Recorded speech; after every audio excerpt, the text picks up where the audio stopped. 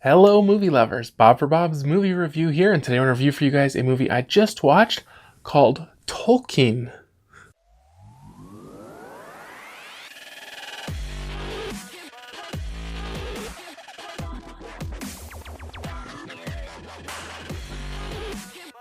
Be sure to click subscribe and click on the bell icon to be notified whenever I upload great new content. Alright guys, so I got to check out an early viewing of this one. It will be releasing in theaters on May 10th, 2019 from Fox Searchlight.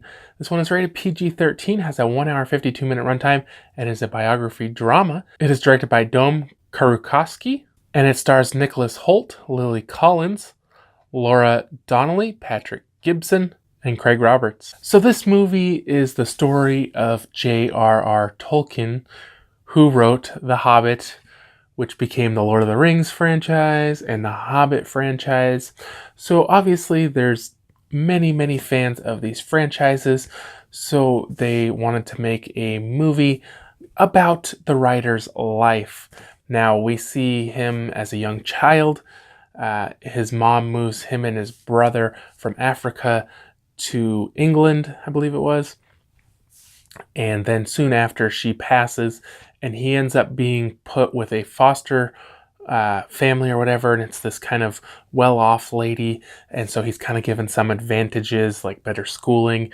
And then we see he kind of ends up bonding with these other three boys, and they kind of become this group of lifelong friends. To me, that is about the whole story. Like, they do go more into his future. He meets a woman, he fights in World War I. Somehow he becomes a professor without ever being any older, and eventually he writes The Hobbit. The issue with this movie to me is that nothing really happens of much interest. I don't know if even like super fans of the series are going to find this movie to be super interesting.